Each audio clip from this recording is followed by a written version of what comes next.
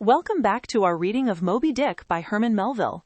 Today, we continue with Chapter 12, Biographical. If you're enjoying this literary journey, please give this video a like, subscribe to the channel, and turn on notifications so you never miss the next chapter. Now, sit back, relax, and let's begin Chapter 12, Biographical. Queequeg was a native of Rokovoko, an island far away to the west and south. It is not down in any map. True places never are. When a new-hatched savage, running wild about his native woodlands in a grass clout, followed by the nibbling goats, as if he were a green sapling, even then, in Queequeg's ambitious soul, lurked a strong desire to see something more of Christendom than a specimen whaler or two. His father was a high chief, a king, his uncle a high priest, and on the maternal side he boasted aunts who were the wives of unconquerable warriors. There was excellent blood in his veins, royal stuff, though sadly vitiated, I fear, by the cannibal propensity he nourished in his untutored youth. A Sag Harbor ship visited his father's bay, and Queequeg sought a passage to Christian lands. But the ship, having her full complement of seamen, spurned his suit, and not all the king his father's influence could prevail. But Queequeg vowed a vow. Alone in his canoe, he paddled off to a distant strait, which he knew the ship must pass through when she quitted the island. On one side was a coral reef, on the other a low tongue of land, covered with mangrove thickets that grew out into the water. Hiding his canoe, still afloat, among these thickets, with its prow seaward, he sat down in the stern, paddle low in hand.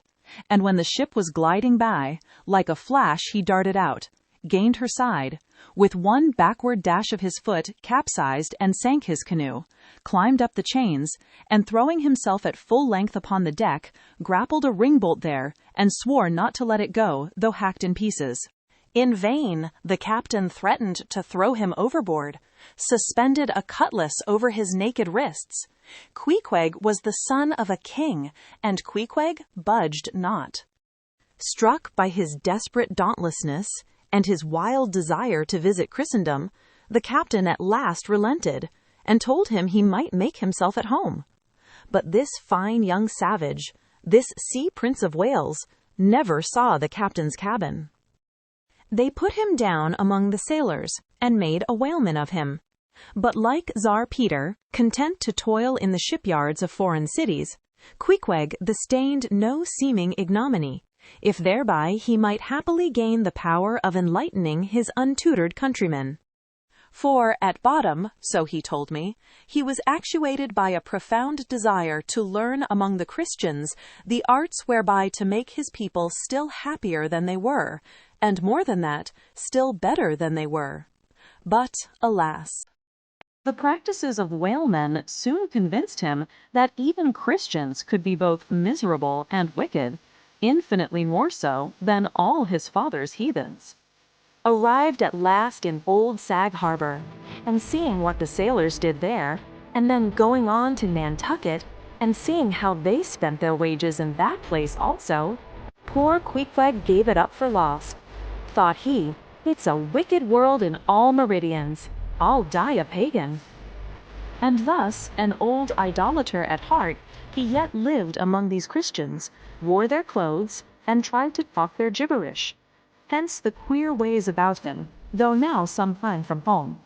By hints, I asked him whether he did not propose going back, and having a coronation, since he might now consider his father dead and gone, he being very old and feeble at the last accounts. He answered, no, not yet, and added that he was fearful Christianity, or rather Christians, had unfitted him for ascending the pure and undefiled throne of 30 pagan kings before him. But by and by, he said, he would return, as soon as he felt himself baptized again. For the nonce, however, he proposed to sail about and sow his wild oats in all 4 oceans.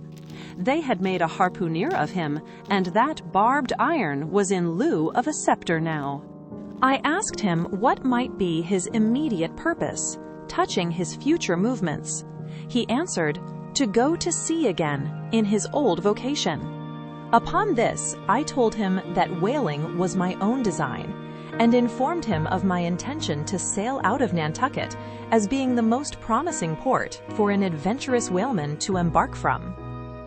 He at once resolved to accompany me to that island, ship aboard the same vessel, get into the same watch, the same boat, the same mess with me, in short, to share my every hap, with both my hands in his, boldly dip into the potluck of both worlds.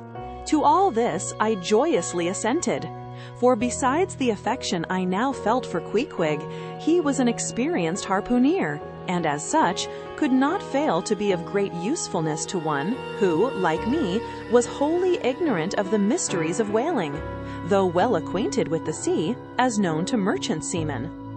His story being ended with his pipe's last dying puff, Queequeg embraced me, pressed his forehead against mine, and blowing out the light, we rolled over from each other, this way and that, and very soon were sleeping.